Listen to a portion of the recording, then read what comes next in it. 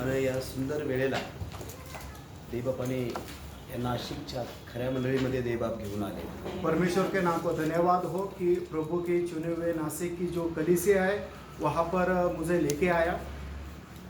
कोल्हापूरमध्ये एक खेड गाव आहे, साधं गाव आहे वडनंगे, तिथं मी सेवा करतो। कोल्हापुर में एक छोटा सा गांव है, वहाँ पर मैं प्रभु की सेवा कर रहा हूँ।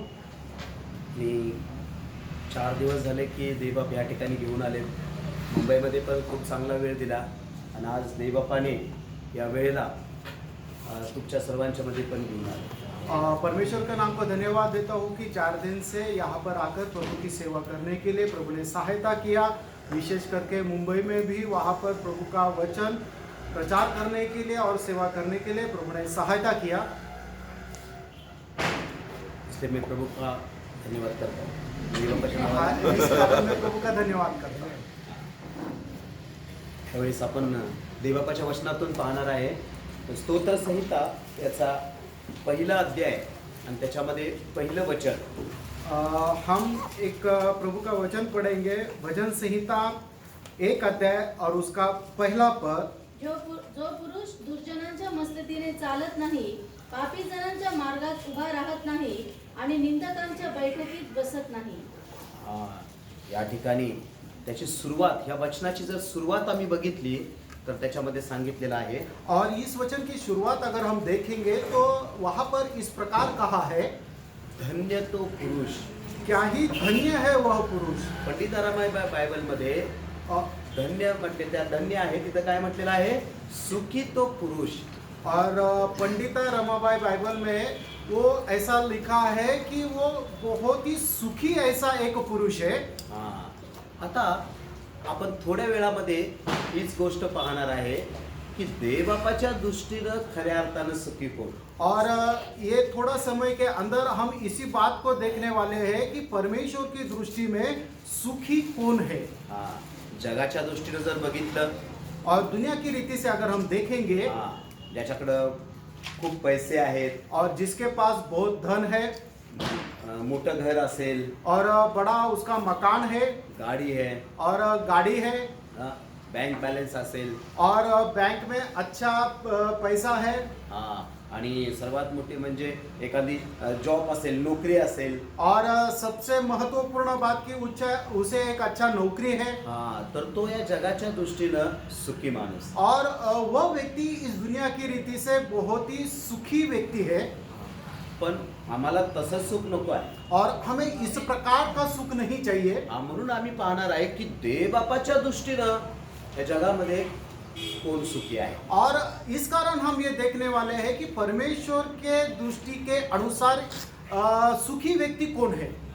पहिली गोष्ट आम्ही पाहतो की देवबापाच्या दृष्टीनं सुखी कोण आहे, आम्हाला पाहायला मिळतं स्तोत्र संहिता याचा 32वा अध्याय, भजन संहिता उसका 32 अध्याय आणि त्याचं पहिलं वचन और उसका पहला पद, आणि दुसरं वचन और उसका दूसरा पद, Psalms 32 verse 1 and 2। ज्याच्या अपराधाची क्षमा झाली, ज्याच्या अपराधाची क्षमा झालेली आहे, ज्याच्या पापावर पांघरून घातले आहे, ज्याच्या पापावर पांघरून घातलेला आहे, तो धन्य, तो धन्य। और यहाँ पर इस प्रकार कहा है कि जिसके अपराध क्षमा किए और जिसके पाप ढापे गए वो धन्य पुरुष है। दुसरं वचन पण वाचा। ज्याच्या हिशोबी परमेश्वर अधर्माचा दोष लावित नाही, ज्याच्या हिशोबी परमेश्वर काय करत नाही, अधर्माचा द्वेष लावत नाही, व ज्याच्या मनात कपट नाही, ज्याच्या मनात कपट नाही, तो मनुष्य धन्य। तो मनुष्य धन्य म्हणजे काय, सुखी। बघा या ठिकाणी प्रियानो, देवबापाच्या दृष्टीनं खऱ्या अर्थानं सुखी कोण आहे। और परमेश्वर की दृष्टि में महत्वपूर्ण व्यक्ति जो सुखी है वो कौन है।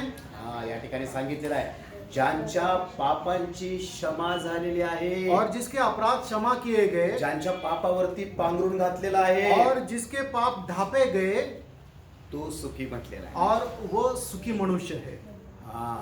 प्रियानो, ही पापांची क्षमा तुम्हाला मला सहजासहजी मिळाली नाही। और प्रियजनों, पाप की क्षमा आपको और मुझे बहुत ही सहज रीति से मिली ऐसा नहीं है। यासाठी खूप मोठं बलिदान प्रभू येशूंना द्यावं लागलं. और इसके लिए बहुत बड़ा बलिदान जो है प्रभु यीशु मसीह को देना पड़ा. आम्ही पाहतो की देवबापाच्या दृष्टीनं खऱ्या अर्थानं सुखी कोण आहे? या पापांची क्षमा झालेले लोक देवबापाच्या दृष्टीनं सुखी आहे. और परमेश्वर की दृष्टि में सुखी व्यक्ति कौन है कि जिसके पापों की क्षमा हुई है, वही व्यक्ति सुखी है. आम्ही पाहतो या पापापासून हे ज्यांना पापांची क्षमा झालेली आहे ते देवबापाच्या दृष्टीनं का सुखी आहेत? और जिसके पापों की क्षमा हुए वो परमेश्वर की दृष्टि में वो सुखी कौन है? आम्ही पाहतो की हे पापामुळं मनुष्य काय झालेला होता? देवबापापासून दूर गेलेला और होता. पाप के कारण मनुष्य जो है वो परमेश्वर से दूर गया था. तशा प्रकारे देवबापामध्ये आणि मनुष्यामध्ये एक आडभिंत होती. ती कोणती होती? पापाची होती. और परमेश्वर और मनुष्य के बीच में एक दीवार थी. वो दीवार किसकी थी? वो पाप की दीवार थी.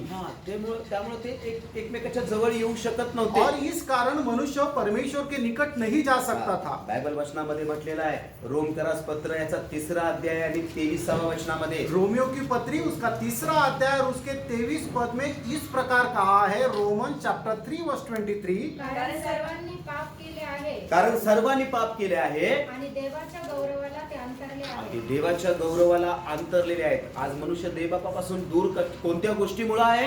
या पापामुळं. आणि काय म्हटलेलं आहे? सर्वांनी पाप केलेला आहे. और मनुष्य जो है वो परमेश्वर के से दूर जाने का कारण क्या है कि उसके जीवन में जो पाप है वो पाप का कारण वो परमेश्वर से दूर गया है. और यहाँ पर परमेश्वर का वचन इस प्रकार कहता है कि हर एक ने का पाप किया है. त्यामुळे कोणी म्हणू शकतं का? जगातील व्यक्ती असू दे कोणी पण असू दे म्हणू शकतं का मी काय पापी नाही? और कोई ऐसा कह सकता है कि मुझ में कुछ भी पाप नहीं? असं कोणी म्हणू शकत नाही. कारण बायबल मध्ये सांगितलेलं आहे की सर्वांनी पाप केलेला आहे. ऐसा कोई नहीं कह सकता क्योंकि बाइबल कहता है कि हर एक ने पाप किया है. आणि जर पाप केलेला आहे तर मग त्या पापाबद्दल शिक्षा पण आहे. अगर पाप किया है तो पाप का फिर शासन भी है. तशा प्रकारे आम्ही या देशामध्ये राहतो आणि या देशामध्ये राहून आम्ही चोरी केली, खून केला तर आमचा लोक सत्कार करतील काय? और हम इस देश में रहते हैं और इस देश में अगर हम चोरी करते हैं, खून करते हैं तो लोग हमें ऊंचा उठाएंगे क्या? नहीं.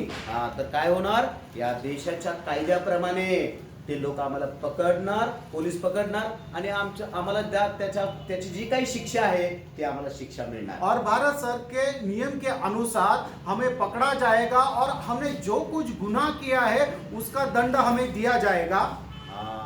तसं जगामध्ये देवबापानं हे सर्व संपत्तीनं भरलेली पृथ्वी देवबापानं मनुष्यासाठी निर्माण केली. और संपूर्ण संपत्ति से विस्तारित की हुई जो पृथ्वी है वो परमेश्वर ने मनुष्य के लिए दी.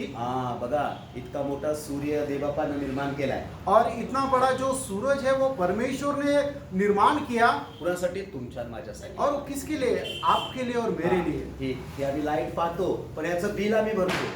और ये लाइट जो है हम देखते हैं मगर इसका जो बिल है वो हम पे करते हैं. पण या सूर्याचं कधी बिल आम्ही भरलंय का? और ये सूरज का जो रोशनी हमें मिलता है उसका बिल कभी हमने भरा है क्या? ही हवा जिच्या शिवाय आम्ही 5 मिनिटं जगू शकत नाही. और ये हवा जो हम सांस लेते हैं उसके बिना हम 5 मिनिट भी जीवित नहीं रह सकते. देवबापाने दाखवलं या कोरोनाच्या काळामध्ये खूप लोक हे जग सोडून गेले का? त्यांना ऑक्सिजन मिळाला नाही. और ये कोरोना के समय में परमेश्वर ने ये बात प्रमाणित कर दी है कि बहुत सारे लोग मर गए. क्यों? उनको सांस लेने के लिए ऑक्सीजन नहीं मिला.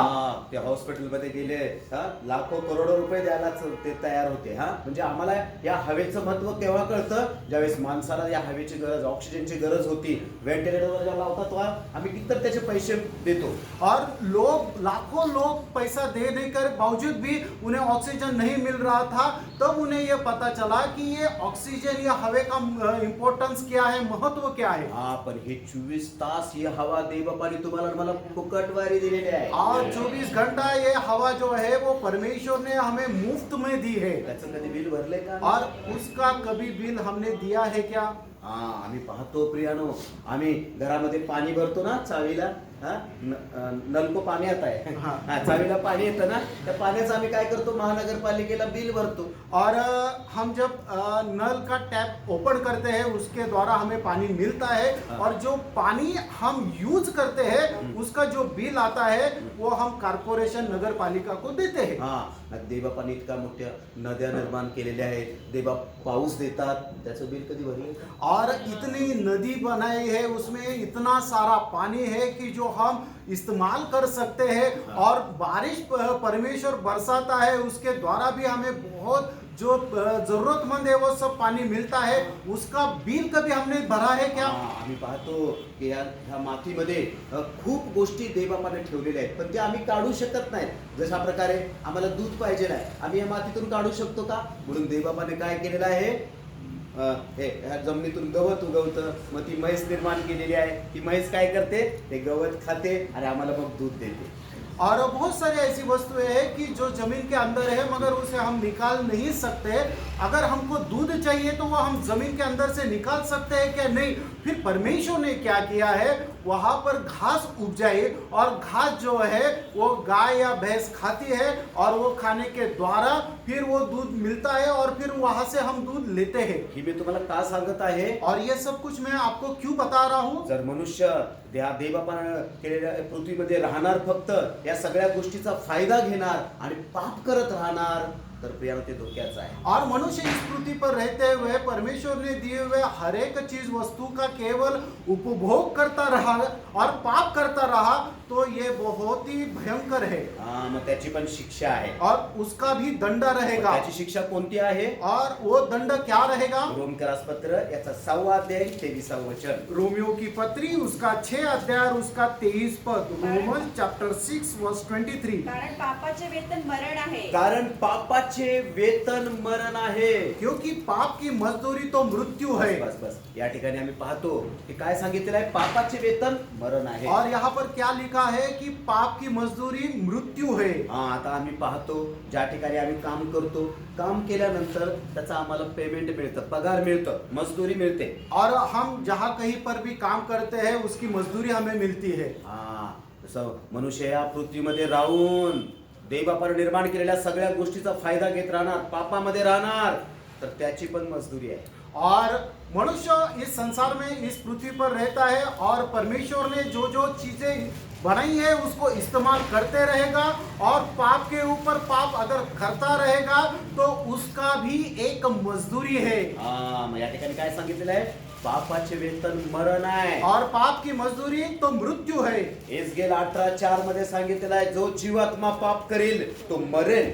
और एजेकेल उसका 18 अध्याय उसका 4 पद में कहा है कि जो मनुष्य प्राणी पाप करेगा निश्चय वो मरेगा. हा, आता हे कोणत्या मरणाविषयी सांगितलंय, हे शारीरिक मरण. और ये कौन से मृत्यू के बारे में कहा है? अपना जो दैहिक मरण है उसके बारे में.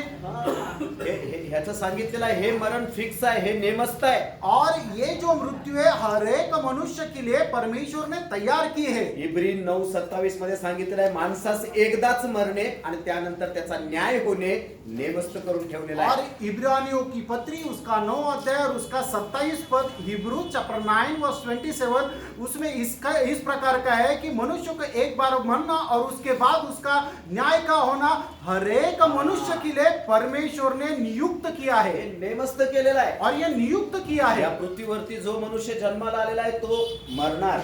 और इस पृथ्वी पर जो मनुष्य जन्म लेता है एक दिन वो निश्चय मरेगा. हा, येतं असं असलेलं कोण आहे का म्हणू शकतं, मी काय मरणार नाही. और यहाँ पर बैठा हुआ कोई ऐसा कह सकता है कि मैं मरूंगा नहीं हा, मी खूप म्हातारा होईन. और मैं बहुत बूढ़ा हो जाऊंगा. हा, असं कोण म्हणू शकतं का, मी 100 वर्ष 2 वर्ष जगीन? नहीं, ऐसा कोई कह सकता है कि हाँ, 1 साल मनुष्य- 100 साल 2 साल में जीऊंगा. मनुष्य जन्माला येणार हे 9 महिने 9 दिवस अगोदर समजतं. और मनुष्य जन्म को आएगा ये 9 महीना और 9 दिन पहले समझ आता है. हा, पण मनुष्य कधी जाणार हे एक सेकंद तरी कळतं का? और एक व्यक्ति कब मर जाएगा 1 सेकंड पहले भी अपने को पता रहता है क्या? का? कारण हे नेमस्त करून ठेवलेलं आहे. क्योंकि परमेश्वर ने ये नियुक्त करके रखा है. हा, आम्ही पाहतो की या जगामधील कोणी धनवान व्यक्ती असू दे, और हम देखते हैं कि दुनिया में कितना भी बड़ा एक श्रीमंत व्यक्ति रहने हा, दो मोठा डॉक्टर वैद्य असू दे, और बहुत ही बड़ा डॉक्टर या ज्ञानी रहने दो, हा एक दिवस येणार, त्याची इच्छा असो किंवा नसो त्याला हे जग सोडून जावं लागणार. और एक दिन आने वाला है कि उसकी इच्छा हो या ना हो मगर ये संसार को उसको छोड़ के जाना है. हा, कारण हे काय आहे, नियुक्त आहे. ये क्यों? क्योंकि ये सब नियुक्त है. हे जे बायबल मध्ये सांगितलेलं आहे पापाचे वेतन मरण आहे, ते हे मरण नव्हे. और यहाँ पर जो लिखा गया है कि पाप की मजदूरी मृत्यू है, वो यह मृत्यु नहीं है. हा, मग मनुष्य जर पाप करत राहणार मग त्याला कुठलं मरण मिळणार? अगर मनुष्य पाप करता है तो उसे कौन सी मृत्यु मिलेगी? हा, प्रगटीकरणाचा 21वा अध्याय आणि 8वं वचन. प्रकाशित वाक्य उसका 21 अध्याय और उसका 8 पद. परंतु रिव्होल्यूशन चैप्टर 21 वर्स 8. परंतु भेकड, विश्वास न ठेवणारे, अमंगल, खून करणारे, जारकर्मी, चेटकी, मूर्तिपूजक व सर्व लबाड यांस अग्नीच्या व गंधकाच्या जळत्या सरोवरात वाटा मिळेल. हे दुसरे मरण आहे. बघा या ठिकाणी काय सांगितलेलं आहे, जो मनुष्य पाप करत राहणार त्याला काय या ठिकाणी सांगितलेलं आहे, अग्नी आणि गंधकाच्या जळत्या सरोवरामध्ये वाटा मिळणार, हे दुसरं मरण आहे. और जो मनुष्य पाप करता रहेगा वो आग और गंधक से जलती हुए झील में डाला जाएगा और यह दूसरी मृत्यु है. हा बघा हे मरण खूप भयानक आहे. और ये मृत्यु बहुत भयंकर है. आणि हे मरण काय तात्पुरतं नाही आहे. और ये जो मृत्यु है ये थोड़ा समय के लिए नहीं है. शारीरिक मरणामध्ये जरी मेलं तर देवा पुन्हा उठवणार. और शारीरिक अवस्था में अगर कोई मर जाता है तो परमेश्वर उसे फिर से जिलाएगा त्याचा न्याय आहे. और फिर उसके बाद उसका न्याय होगा. हा त्याला विचारणार देवा, तुम्ही 50 वर्ष जगला, 60 वर्ष जगला, 80 वर्ष जगला, 100 वर्ष जगला. और परमेश्वर उन्हें पूछेगा आपने 50 साल जीवन बिताया, 60 साल जीवन बिताया, 100 साल जीवन बिताया. हा या जीवनामध्ये काय माझा पुत्र प्रभू येशू ख्रिस्त यांच्याद्वारे जे तारण, पाप क्षमा, नवीन जन्म ठेवला होता ते तुम्ही प्राप्त करून घेतला. और मेरा प्रिय पुत्र प्रभु यीशु मसीह के द्वारा जो उद्धार, नया जन्म और पापों की क्षमा दी गई थी वो आपने प्राप्त किया क्या? ती जर घेतली नसेल तर प्रियानो तुम्हाला आणि मला मग शिक्षा आहे. कोणती आहे? अग्नी आणि गंधकाच्या जळत्या सरोवरामध्ये मनुष्याला टाकलं जाणार. और इसका अगर हम स्वीकार नहीं किया है तो हमें एक दंड दिया जाएगा. और वो दंड क्या है? यहाँ पर हमने जो 8 वचन में पढ़ा कि आग और गंधक के झील में डाला जाएगा, जो दूसरी मृत्यु है. हा म्हणून देवबापाने तुमच्या माझ्यावरती प्रीती केली. और इस कारण परमेश्वर मुझसे और आपसे बहुत प्रेम करता है. योहान 3:16 मध्ये सांगितलेलं आहे. और यूहन्ना की पत्री उसका 3रा अध्याय और उसके 16 पद में इस प्रकार कहा है. देवाने जगावर एवढी प्रीती केली की त्याने आपला एकुलता एक पुत्र दिला, यासाठी की जो कोणी त्यावर विश्वास ठेवितो त्याचा नाश होऊ नये तर त्याला सार्वकालिक जीवन प्राप्त व्हावे. हा तुमचा आणि माझा नाश होऊ नये तर तुम्हाला आणि मला सार्वकालिक जे जीवन आहे ते मिळावं म्हणून देवबापाने तुमच्या माझ्यावरती काय प्रीती केलेली आहे? आपला एकुलता एक प्रिय पुत्र प्रभू येशू ख्रिस्त जे देवबापाच्या उराशी होते त्यांना राखून न ठेवता तुमच्या आणि माझ्या पापासाठी दिलं. और आपका और मेरा नाश ना होने के लिए मगर हमें सार्वकालिक अनंत जीवन प्राप्त होने के लिए पिता परमेश्वर ने क्या किया? उसका एकलौता पुत्र जिससे वो बहुत प्रेम करता था उसने अपने लिए न रख छोड़ा मगर आपके लिए और मेरे लिए वो सूली पर बलिदान होने के लिए दे दिया.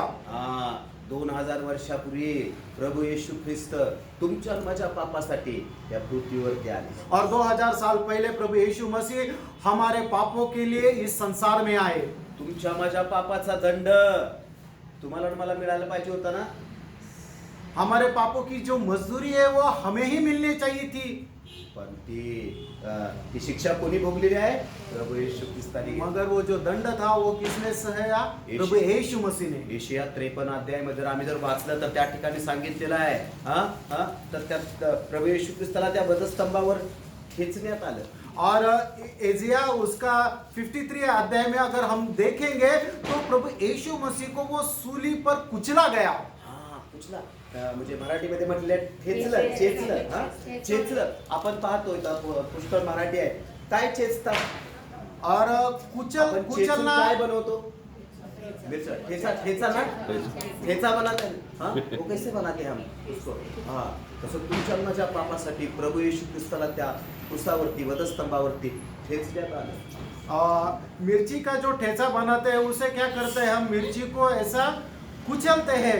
उसी प्रकार प्रभु यीशु मसीह को सूली पर आपके लिए और मेरे लिए कुचला गया. हा तसं प्रकारे एखादं रान असतं रान आपण खेत बोलते खेत हा तर काय करतो आम्ही नांगरतो तशी त्याची पाठ नांगरण्यात आली होती म्हणजे. और जिस प्रकार खेत में हल चलाया जाता है उस प्रकार प्रभु यीशु मसीह के पीठ पर हल चलाया गया.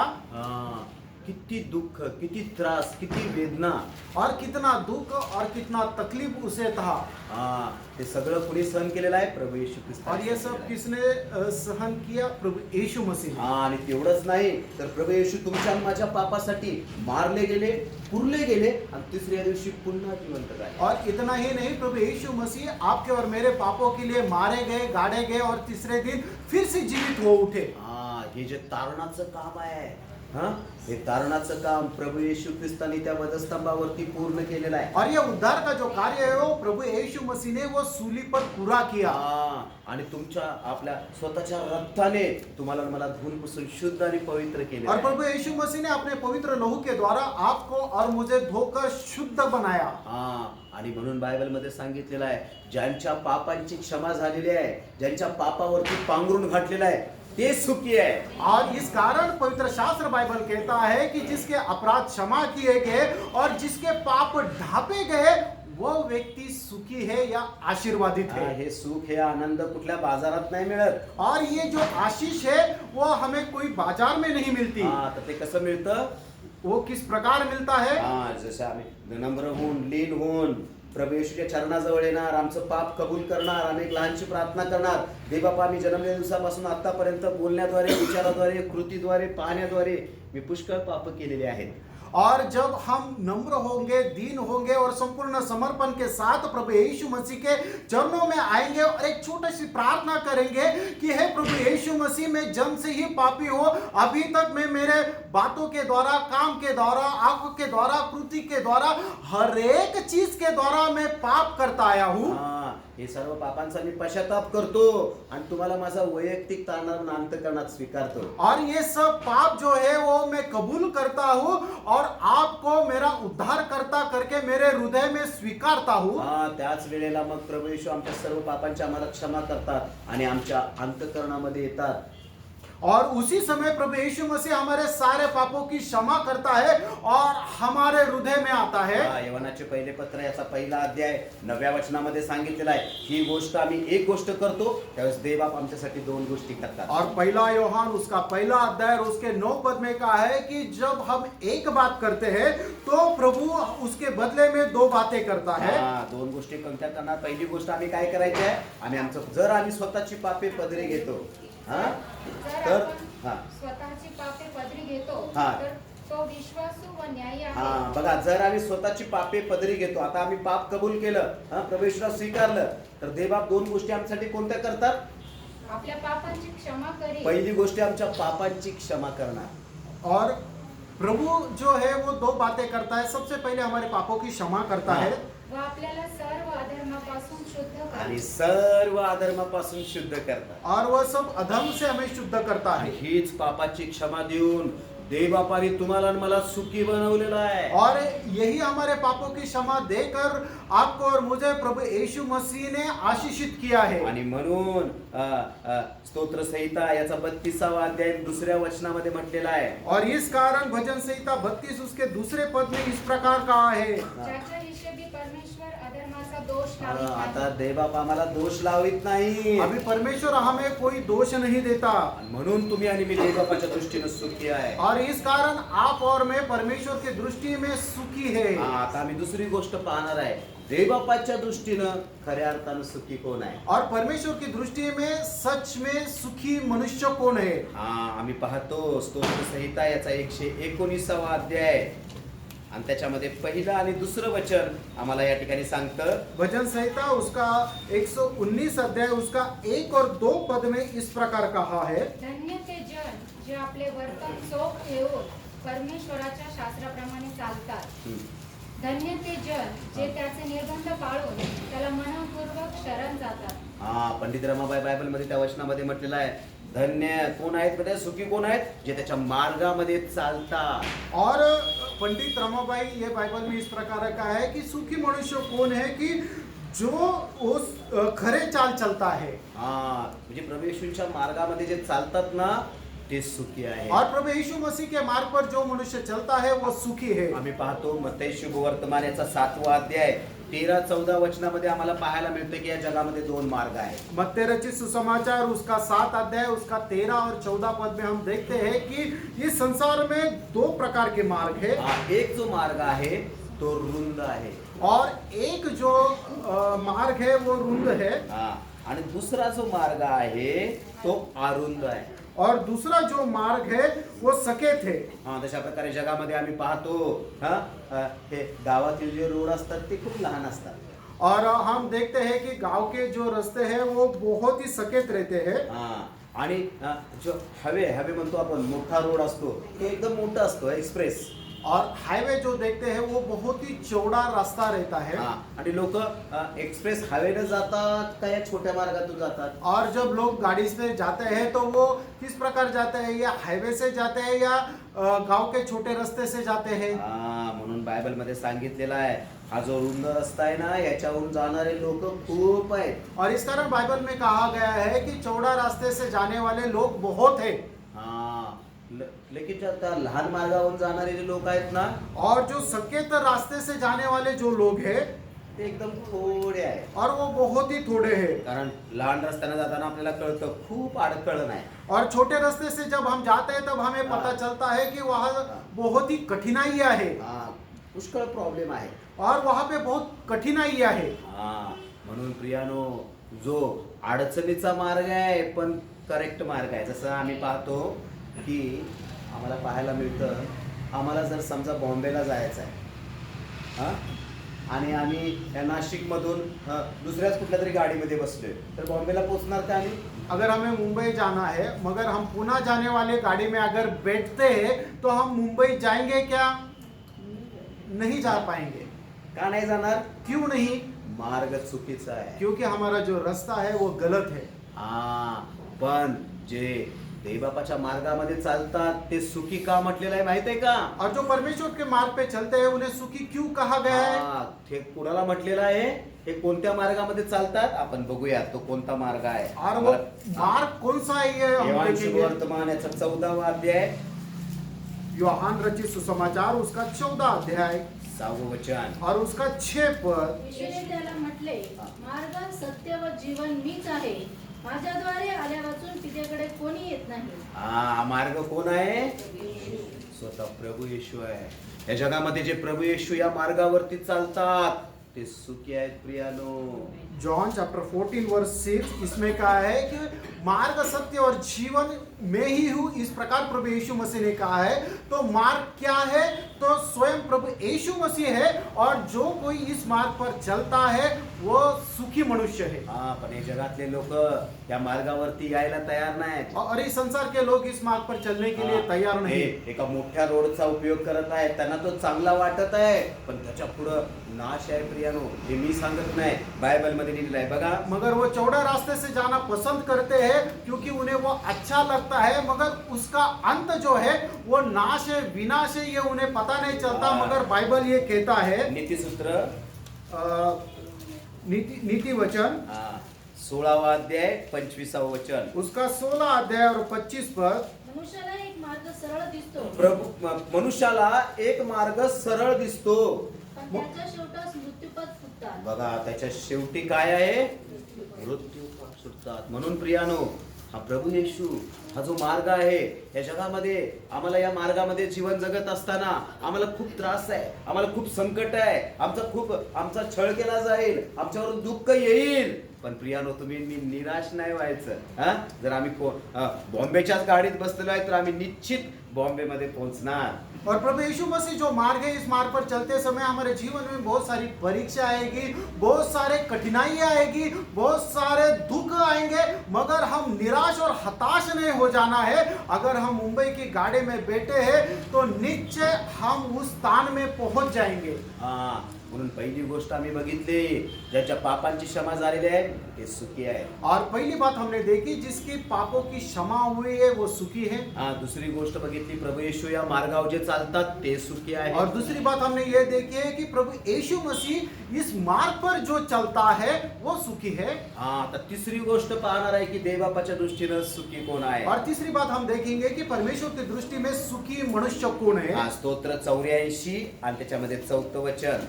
और भजन संहिता 84 उसका दूसरा पद, हा, 4. चौथा पद, सैम्स 84 वर्स 4। तुझ्या मंदिरात राहणाऱ्यांची केवढी धन्यता, हा. ते निरंतर तुझी स्तुती करीत राहतील. बघा, तुझ्या मंदिरात राहणाऱ्याची किती धन्यता. धन्य म्हणजे काय? सुखी, सुखी. हा, जे देवबापाच्या मंदिरात राहतात, हा, देवबापाच्या मंडळीमध्ये राहतात, ते काय आहेत? सुखी आहे. और जो परमेश्वर के भवन में रहता है, जो परमेश्वर की कलीसिया में रहता है, उससे परमेश्वर सुखी कहता है। हा, आता लोकांच्या मध्ये खरं शत्रू सैतानानं एक चुकीची गोष्ट ठेवलेली आहे. और शैतान ने लोगों के बीच में एक गलत बात रखी है। हा, मंडली म्हणजे मंडळी. कलीसिया, हा, मंडळी म्हणजे चर्च. चर्च बोलते ना आपण. चर्च म्हणजे हे हातानं बांधलेलं मंदिर नव्हे.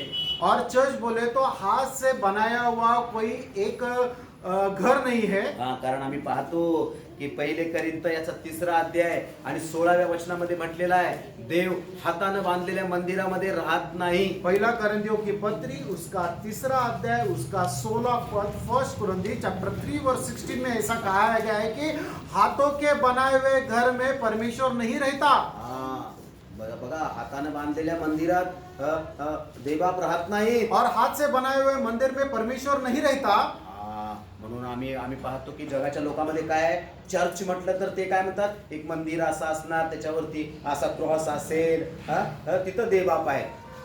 त्या जागेमध्ये देवबाप नाही. और इस संसार के लोग चर्च किसे कहते हैं कि एक बड़ा एक ऐसा मंजिल है, उसमें एक बड़ा बाहर क्रॉस लगाया हुआ है, उसे वो चर्च कहते हैं। मगर इस प्रकार के चर्च में परमेश्वर नहीं रहता। हा, मग काय करतात बघा, आता देवबाप कुठं राहतात मग? और परमेश्वर कहाँ रहता है? हा, आम्ही पाहतो हे चर्च म्हणजे कोण आहे माहित आहे? और ये चर्च, इसका मतलब क्या है, कौन है? हा, पहिली गोष्ट आम्ही बघितली, ज्यांच्या पापांची क्षमा झालेली आहे. और सबसे पहला हमने देखा है कि जिसके पापों की क्षमा हुई है, ज्याने पश्चाताप केलेला आहे, और जिसने पश्चाताप किया है, ज्याने प्रभू येशूंना आपला वैयक्तिक तारणहार म्हणून अंतःकरणामध्ये स्वीकारलेला आहे, और जिसने प्रभु यीशु मसीह को अपना उद्धारकर्ता करके स्वीकार किया है, ज्यांचा नवीन जन्म झालेला और जिसका आहे, नया जन्म हुआ है, जे प्रभू येशूच्या रक्ताद्वारे धुतलेले गेलेले और आहेत, जो शुद्ध प्रभु झालेले यीशु आहेत. मसीह के लहू के द्वारा धोकर शुद्ध किए गए।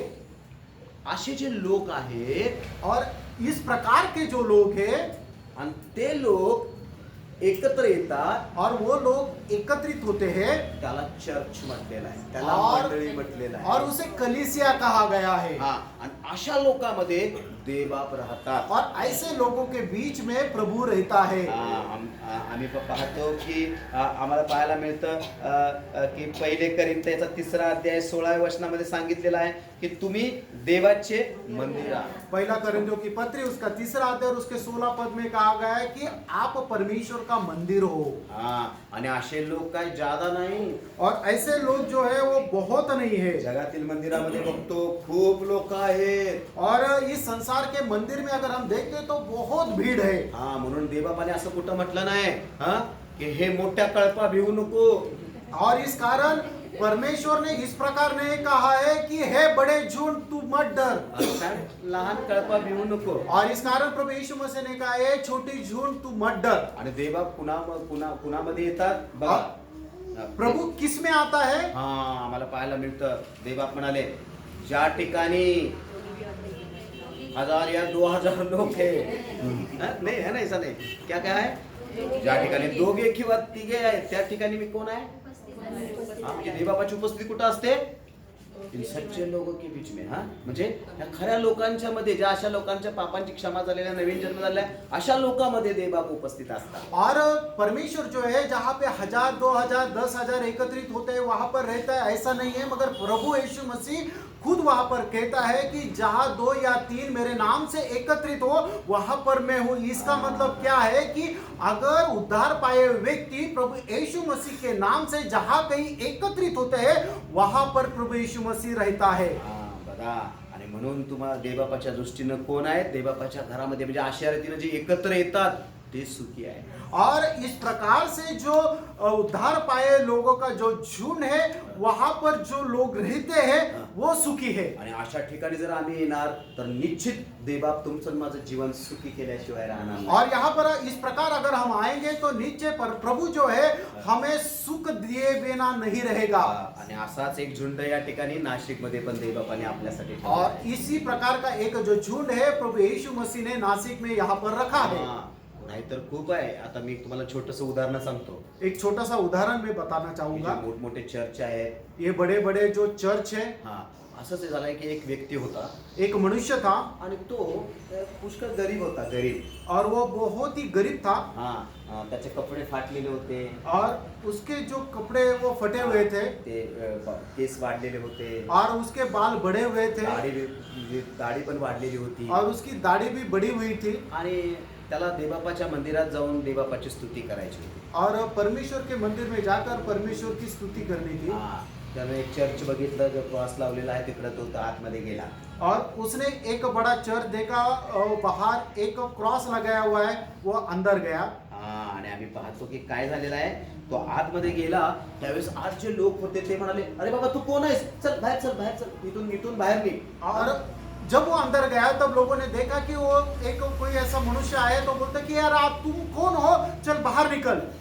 तो म्हणाला, मला देवबापाची स्तुती करायची आहे, मला प्रभू येशूंची स्तुती करायची आहे आणि मला या ठिकाणी बसू द्या. ते म्हटले नको, तू बाहेर जाऊन स्तुती कर, आणि त्याला ढकलून बाहेर दिले. और उसने उनसे विनती की कि मुझे यहाँ पर रहने दो, मुझे प्रभु की आराधना करनी है.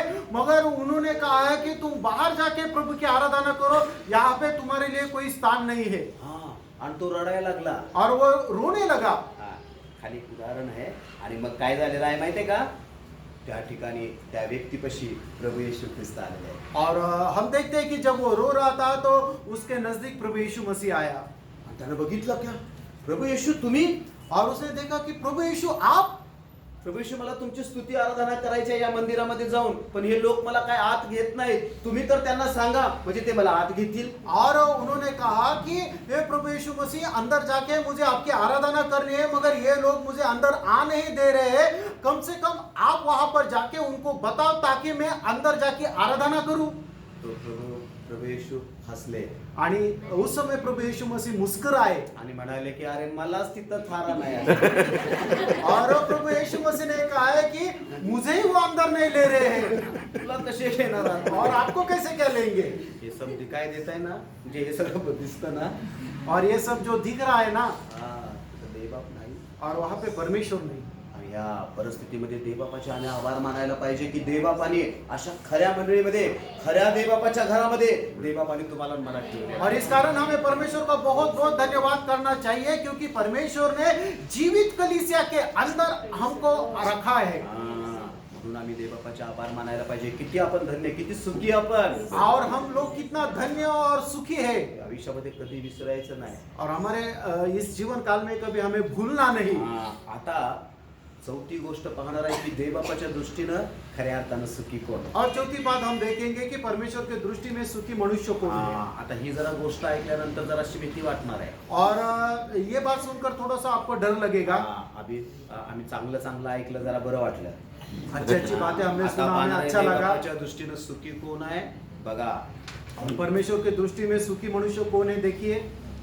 स्तोत्र संहिता याचा 94वा अध्याय, वचन संहिता 94 त्याचं 12वं वचन और उसका 12 पद. कौन सैम्स 94 वर्स 12. हे परमेशा, ज्या मनुष्याला तू शिस्त लावितोस, ज्या मनुष्याला तू शिस्त लावितोस, ज्याला तू आपल्या धर्मशास्त्रातून शिकवतोस, ज्याला तू आपल्या धर्मशास्त्रातून शिकवतोस, तो धन्य.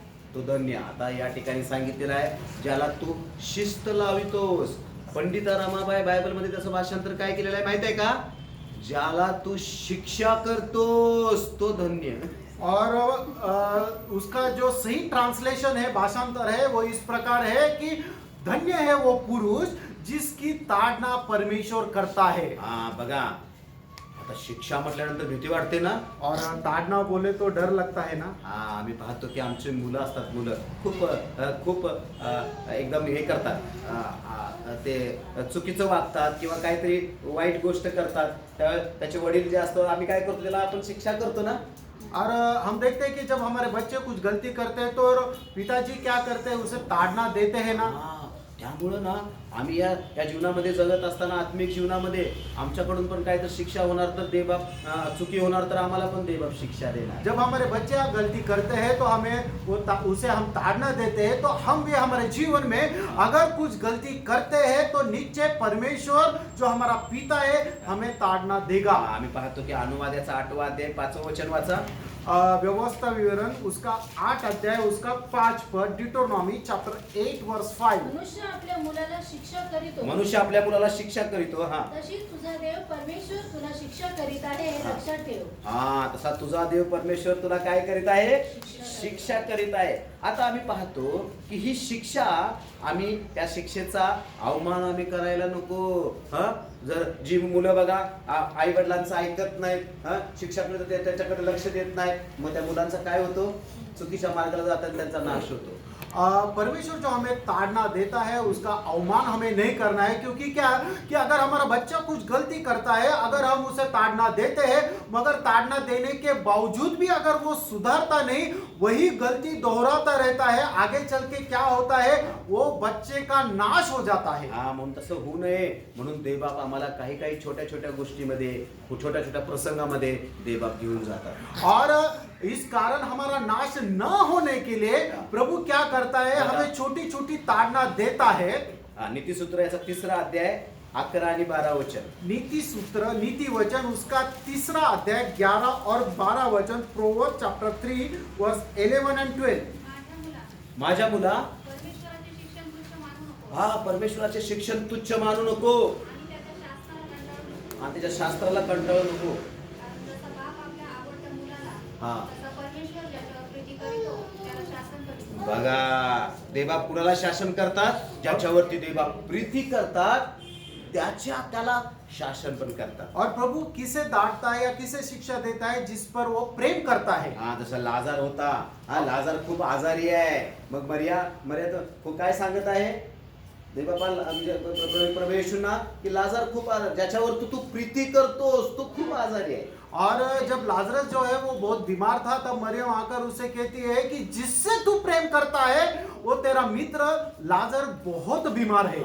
मग प्रभू येशू म्हणतात, हा आजार मरणासाठी नाही, देवबापाच्या गौरवासाठी आहे. और वहां पर प्रभु यीशु मसीह मरियम को कहते हैं कि इसकी ये बीमारी उसके मृत्यू के लिए नहीं है, तो परमेश्वर की, उसके द्वारा परमेश्वर का महिमा होने के लिए. म्हणजे काही गोष्टी आमच्या जीवनामध्ये येतात, त्या आम्हाला खेदाच्या वाटतात ना. शिक्षा कोणाला आवडते? हात वर करा. किसको किसको अगर शिक्षा मिलती है, ताड़ना मिलती है तो अच्छी लगती है? अपना हाथ ऊपर करो. पण हात नाही. देखो, एक भी हाथ ऊपर नहीं. कुणाला नाही आवडत ना. और शिक्षा किसी को अच्छी नहीं लगती. पण देवबाप शिक्षा काय तर छोट्या छोट्या गोष्टी आमच्यामध्ये आणतात, ते आम्ही निराश होऊन जाऊन खचून देवबापाच्या लोकांपासून, मंडळीपासून दूर जाण्यासाठी नाही. और परमेश्वर हमें अगर ताड़ना देता है तो उससे निराश होकर, नाराज होकर परमेश्वर की जो जीवित कलीसिया है उससे दूर जाने के लिए नहीं. तर ती शिक्षा आम्ही ओळखायची ही काय? आता बघा, मी एक तुम्हाला उदाहरण सांगणार आहे. और मैं आपको एक उदाहरण दूंगा. एक भाईने एका व्यक्तीने सांगितलं होतं, एक मनुष्य ने इस प्रकार कहा. काय सांगितलं माहितीये का? और क्या कहा? ते अमेरिकेचे लोक आहेत ना, ते का सुखी आहेत आणि भारतातले लोक आहेत ते का गरीब आहेत. और अमेरिका में रहने वाले लोग इतने अमीर और सुखी क्यों है, और भारत देश में रहने वाले लोग इतने गरीब और दुखी क्यों है? मग तर एक छोटंसं उदाहरण सांगितलं की ज्यावेळेस भारतातील माणसाला काटा लागतो, काटा पायात, काटा. अगर भारत में रहने वाले मनुष्य को पैर में अगर कांटा चुभ जाता है, हा, तर तो काय म्हणतो माहितीये का? और वो क्या कहता है? मला काटा लागला. और मुझे कांटा लगा. काटा चुभा, हा असं म्हणतो तो. वो इस प्रकार कहता है. अमेरिकेतले लोक काय म्हणतात माहितीये का? और अमेरिका में रहने वाले लोग क्या कहते हैं पता है? अरे माझा पाय त्या काट्यावर कसा काय पडला? और मेरा पैर वो कांटे के ऊपर किस प्रकार क्यों गिरा? हा, आणि भारतातले लोक मला काटा लागला म्हणजे जणू काय तो काटा येऊन ह्याला मुद्दाम पायात घुसलेला. और भारत के लोग क्या कहते हैं कि मुझे काटा चुभा. इसका हाँ. मतलब क्या है? वो काटा चलते आया और इसके पैर के अंदर चुभा. हा, आता अमेरिकेतले लोक बघा ते कबूल करत आहेत की मी नीट पाहिलं नाही त्यामुळे माझा पाय त्या काट्यावरती पडला म्हणजे ते चूक कबूल करतात. और अमेरिका के लोग क्या है, ये सुनते हैं, वो अपनी गलती को मान लेते हैं कि गलती से मेरा पैर वो कांटे के ऊपर गिरा. हा म्हणजे मी ते बघितलं नाही म्हणून मला तो काटा लागला. पण आपले लोक काय म्हणतात? मला काटा लागला. और मैंने नहीं देखा इस कारण मेरा पैर वो गलती से कांटे के ऊपर गिरा. मगर भारत के लोग क्या कहते हैं? मुझे काटा चुभा. इसलिए हम भी भारत के लोक. आम्ही भारत के लोग. हा, त्यामुळे आम्हाला जरा दुःख झालं की आम्ही काय म्हणतो? दे बापा हे माझ्यावरच का? और थोड़ा सा अगर हमें दुख आता है तो हम कहते हैं कि हे प्रभु ये मेरे ही साथ क्यों. हा, म्हणून ना आपण काय करायचं? हे का आलेलं आहे बघायचं. और इस कारण हमें ये देखना है, जांचना है कि ये ऐसा क्यों हुआ. हा, ज्यावेळेस आम्हाला एखादा ताप येतो, खोकला येतो, कोरोना नव्हे, और जब हमें साधा थोड़ा वायरस, सा खोकला, ताप. थोड़ा सा सर्दी जुकाम होता है तब हमें ये परखना है. हा, की आम्ही ते लगेच म्हणायचं नाही माझ्यावर का आलेला आहे. आम्ही म्हणे मला का मला हे खोकला, सर्दी, ताप झालेला आहे. मग देवबाप दाखवणार. आज तू बायबल वाचलंस? और जब हमें सर्दी जुकाम होता है तो हमें प्रभु से पूछना है कि हे प्रभु ये मेरे जीवन में क्यों आया. तो प्रभु आपको बताएगा कि आपके ये जीवन में क्यों आया. आज आपने बाइबल पढ़ा, हा, आज कुणाला सुवार्ता सांगितली, आज आपने किसी को सुसमाचार बताया, हा, आज वेळेमध्ये मंदिराला गेला होता, आज समय पे आप आराधनालय में गए थे. मग आपल्याला समजणार हा, म्हणून हे आलेलं आहे. म्हणजे देवबाप आमच्या जीवनामध्ये ही शिक्षा का देतात? आम्हाला सुधारण्यासाठी. म्हणून बायबलमध्ये सांगितलेलं आहे त्या शिक्षेचा अवमान करू नको ही सोस म्हणून सांगितलेलं आहे. बघा कुठं सांगितलेलं आहे? इब्री लोकासपत्र याचा 12वा अध्याय 5व्या वचनापासून 7व्या वचनापर्यंत. पटकन वाचा, माझा टायमिंग संपत आहे. इब्रानियों की पत्री उसका 12 अध्याय 5 से 7 पद. हिब्रू चैप्टर 12 वर्स 5 to 7. जो आणि बोध तुम्हाला- तुम्हाला करावयाचा तसा तुम्हाला केला हा. तो तुम्ही विसरला आहात काय? हा. माझ्या मुला प्रभूच्या शिक्षेचा अनादर करू नको हा. आणि त्याचकडून दोषपत्री पडला असता तू खचू नको. हा. कारण ज्याच्यावर प्रभू प्रीती करीतो त्याला तो शिक्षा करीतो आणि ज्या पुत्रांना तो स्वीकारितो त्या प्रत्येकाला फटके मारितो. हा. शिक्षणासाठी तुम्ही सहन करीत आहात. देवपुत्रांबरोबर तसा तुम्हा बरोबर वागतो. ज्याला बाप शिक्षा करीत नाही असा कोण पुत्र आहे? हा, आता ही शिक्षा आम्हाला कशासाठी होते? शिकण्यासाठी. हमें ये शिक्षा, ये ताड़ना किसके लिए हाँ. मिलते हैं कि उसके द्वारा हम कुछ सीखे. एखादा बाप आपल्या मुलाला तो मरावा, त्याचा नाश व्हावा, त्याचं काहीतरी बरं वाईट व्हावं म्हणून त्याला मारतो का? और एक पिता अपने बच्चों को इस कारण मारता है कि उसका सर्वनाश हो जाए या उसके जीवन में बहुत बड़ा नुकसान हो जाए, इस कारण उसे शासन करता है, ताड़ना देता है क्या? हा, नाही तर काय म्हणून ते करतो तो? शिक्षण, त्याला चांगलं वळण लागावं म्हणून. तसं आमच्या जीवनामध्ये छोट्या छोट्या गोष्टी येतात तेव्हा आम्ही नाराज नाही व्हायचं, तर आम्ही त्याबद्दल आम्ही देवबापाचे आभार मानायचे. म्हणून देवबाप म्हटलेला आहे की देव ज्यांना शिक्षा करतो ते काय आहेत? सुखी आहेत. म्हणून प्रियानो, आज देवबाप या वचनांच्या द्वारे देवबाप तुमच्याशी माझ्याशी बोलत आहेत. आणखीन एक गोष्ट आहे की देवबापाच्या दृष्टीनं सुखी कोण आहे? जे देवबापावरती विश्वास ठेवतात ते देवबापाच्या दृष्टीनं सुखी आहे. नुसतं लिहून घ्या. स्तोत्र संहिताचा 84 अध्याय आणि 12वं वचन, त्यामध्ये म्हटलेलं आहे की जे देवावरती भाव ठेवतात ते काय आहेत? सुखी. भाव म्हणजे काय? विश्वास. पण विश्वास, हा, भरोसा म्हणजे विश्वास. हा, विश्वास म्हणजे काय माहिती का? विश्वास नुसता असा नको, हा प्रभू येशू आमचा देव आहे, तो आमचा तारणार आहे, एवढंच नाही आहे. हा, तर काय आहे? त्याच्यात आमची कृती पण दिसायला पाहिजे. हा, विश्वासाला जर कृतीची झालर नाही तर आमचा विश्वास मेलेला आहे. और पांचवी बात यह है कि एक व्यक्ति परमेश्वर के दृष्टि में सुखी कौन है? तो भजन संहिता उसका 84 अध्याय उसका 12 पद, सैम्स 84 वर्स 12 में कहा है कि जो परमेश्वर पर विश्वास रखता है वो परमेश्वर के दृष्टि में सुखी है. और विश्वास क्या है कि हाँ प्रभु यीशु मसीह प्रभु है, ये कहना इतना काफी नहीं है, मगर उसके अनुसार हमारा कार्य भी रहना चाहिए, कृति भी रहना चाहिए. जब तक अगर हम विश्वास करते हैं और काम नहीं करते हैं तो हमारा जो विश्वास है वो एक मरा हुआ विश्वास है। हा, म्हणून नुसतं एवढं नाही की तो प्रभू येशू आमचा देव आहे म्हणून आम्हाला पाहायला मिळतं. प्रभू येशू हा देवाचा पुत्र आहे हे सगळ्यात पहिल्यांदा कुणी ओळखलं? पत्रस. पेत्रने. हा, बायबलमध्ये म्हटलेलं आहे की ते कुणी ओळखलं माहितीये का? एक दुष्ट आत्मा लागलेल्या मनुष्याने. जेव्हा तो नावेतून आलेला आहे आणि तो प्रभू येशूंना पाहून म्हणतो, हे परात्पर देवाच्या पुत्रा, तुझा आमचा काय संबंध? तो आमच्यामध्ये पडू नको. म्हणजे शत्रू सैतानाला, म्हणजे त्या शत्रू सैतानाला पण माहित आहे की प्रभू येशू हे देव आहे. और शैतान को भी पता है कि यीशु मसीह जो है वो परम पिता परमेश्वर का पुत्र है। हा, म्हणून भरोसा म्हणजे काय? विश्वास, अंतःकरणापासून विश्वास ठेवणं खूप महत्वाचं आहे. और संपूर्ण हृदय से विश्वास रखना यह बहुत म्हणून महत्वपूर्ण है। यासाठी मनुष्यामध्ये 3 गोष्टी पाहिजे. पहिली गोष्ट ऐकणे.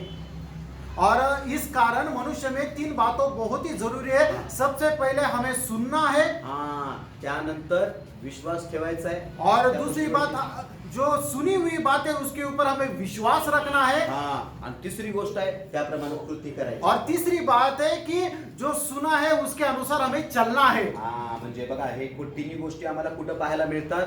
काना येथील लग्नामध्ये. और ये तीनों जो बातें है वो हमें कहाँ देखने को मिलती है? काना की शादी में। मरियाने सांगितलं की तो जे काय सांगेल ते करा. और मरियम ने कहा है कि वो जो कुछ कहता है उसके अनुसार तुम करो।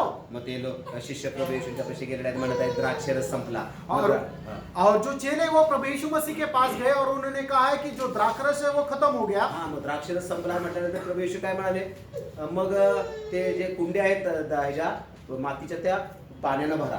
और वहां पर प्रभु यीशु मसीह ने कहा है कि अगर द्राक्षरस खत्म हुआ है तो वो जो रांझन है वो पानी से भर दो। ते शिष्याने ऐकलं. मग तिने शिष्याने असं म्हटलं का, प्रभूजी तुम्हाला ऐकायला कमी येतं का? ते पाणी संपलं नाही, द्राक्षरस संपलाय. ते असं काय म्हटले नाही. ते काय म्हणाले? त्याने ऐकलं आणि त्याच्यावरती विश्वास ठेवला. प्रभू जेव्हा सांगत आहे की हे द्राक्ष कुंड भरा म्हणजे काहीतरी चमत्कार होणार आहे, ते लगेच गेले आणि त्याने तिची कृती पण केलेली आहे. ते पाण्यानं भरलं आणि त्याच्यामध्ये काय झालं? पाण्याचा द्राक्षरस झाला, म्हणजे चमत्कार झाला. और हम ये देखते हैं कि जब चेलों ने जिस प्रकार आज्ञा दी थी उसके ऊपर उन्होंने विश्वास किया और उस आज्ञा के अनुसार उन्हें कृति भी की। और जो रांझन है वो कुंड जो है उन्होंने पानी से भर दिए और कृति करने के द्वारा क्या हुआ? वो जो पानी था वो पानी का रूपांतर द्राक्ष रस में हुआ। इस प्रकार ये पहला चमत्कार जो है वो प्रभु यीशु मसीह ने किया। म्हणजे अशा प्रकारे अंतःकरणापासून विश्वास ठेवतात, देवबापाचं वचन ऐकतात, त्यावर विश्वास ठेवतात आणि त्याप्रमाणे कृती करतात, ते देवबापाच्या दृष्टीनं सुखी आहे. और इस कारण जो परमेश्वर का वचन कान लगाकर सुनता है और संपूर्ण हृदय से उसके ऊपर विश्वास करता है और उसके अनुसार कृति करता है, वो परमेश्वर के वचन के अनुसार सुखी मनुष्य है। प्रभू येशूमध्ये मी तुमची क्षमा मागतो की मला दिलेल्या वेळापेक्षा मला वाटते मी 5 मिनिटं ज्यादा घेतलेलं आहे. और प्रभु यीशु मसीह में आपकी क्षमा मांगता हूँ कि जो समय मुझे दिया गया था उससे ज्यादा 5 मिनट मैंने लिया। आणि देवबाप हे वचन तुमच्या माझ्यासाठी आशीर्वादाचं. और इस वचन के द्वारा प्रभु आपको और मुझे आशीषित करे।